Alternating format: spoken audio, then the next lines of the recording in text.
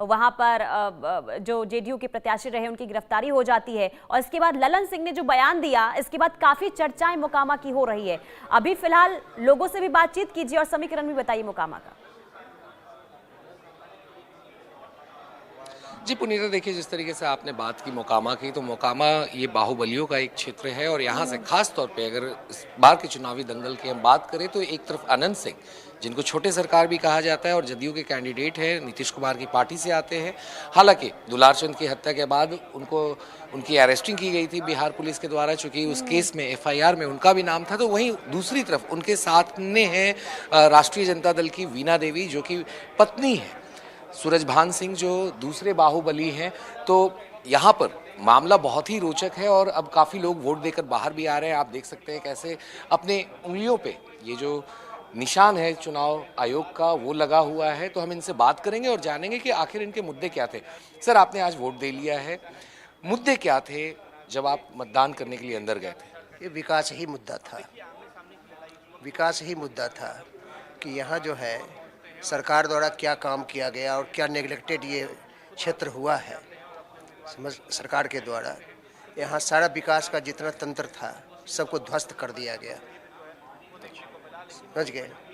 और यहाँ से आपको फैक्ट्रियाँ बंद हो गई, यहाँ जो है जितना रोजगार का स्रोत था सारा खत्म हो गया। यहाँ तो आय का स्रोत ही खत्म हो गया है इंसान का। यहाँ का मार्केट देखिए, परचेजिंग पावर इंसान का खत्म हो गया है।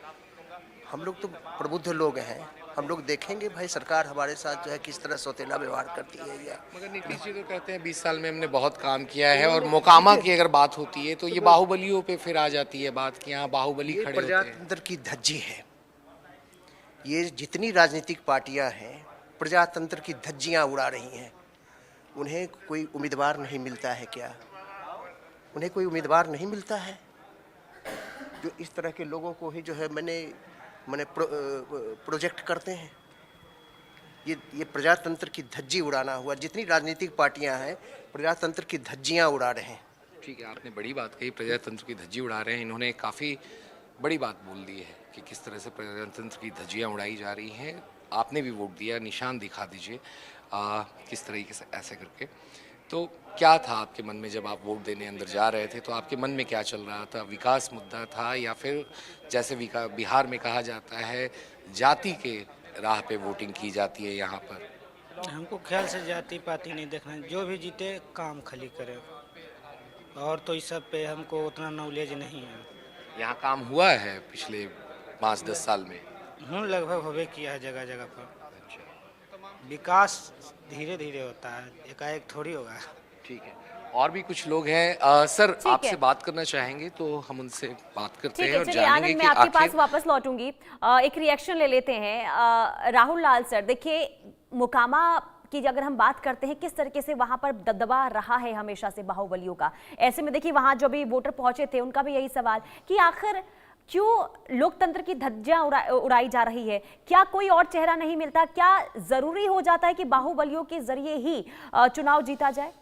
पुनीता जी, देखिए उस दर्शक ने कितनी गंभीर चीज, जो मतदान करने के लिए गए थे उन्होंने कितनी गंभीर बात कही कि चाहे दोनों ही गठबंधन जिसके बीच में आमने सामने के सीधे मुकाबले की स्थिति है, एक तरफ अनंत सिंह है तो एक तरफ सूरजभान सिंह की पत्नी है, और अगर कोई मतदाता ये पसंद करना चाहता है कि हम अगर इन लोगों के बीच में ना जाएं, किसी तीसरे को चुने, तो क्या इन दोनों गठबंधनों ने उस प्रकार के कोई विकल्प दिए हैं? जबकि देखिए बार बार ये चीज कह देना कि नहीं हम तो उसे ही टिकट देते हैं जो कि जिताऊ उम्मीदवार हो, तो ये एक समस्या की स्थिति है मोकामा को लेके।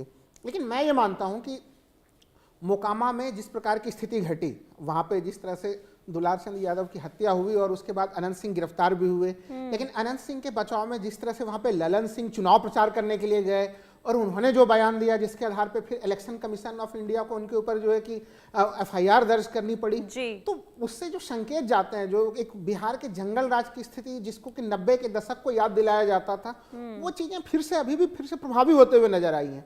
तो ये एक स्थिति माननी पड़ेगी कि राजनीतिक दलों ने जो दोनों पक्ष, देखिए एक तीसरा पक्ष बिहार में जनसुराज पार्टी भी आई है और वो काफी अच्छे ढंग से उन्होंने अपना रास्ता तय भी किया, काफी बड़े मुद्दे भी उठाए, लेकिन जिस एक तरह से कहीं न कहीं उनकी जैसे जैसे चुनाव का समय पास आया मुझे ऐसा दिख रहा है कि वो काफी ऊंचाई और उभार पे थी वो पार्टी पहले, लेकिन बाद में जैसे जैसे चुनाव पास में आया, मामला जो है कहीं न कहीं अधिकांश जगहों पे सीधे ठीक सीधे है इंडिया सर, मैं अलायंस। आपको रोकना चाहूंगी, माफी के साथ बड़ी खबर सामने आ रही है राघोपुर से। राघोपुर बूथ नंबर 367 पर ईवीएम खराब हो गया है। ईवीएम खराब होने से वोटिंग रुक गई है।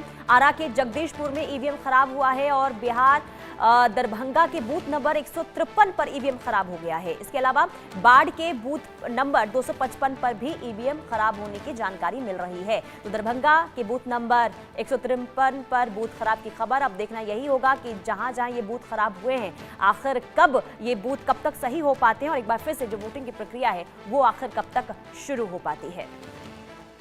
तो बिहार चुनाव पर लगातार महाकवरेज जारी है।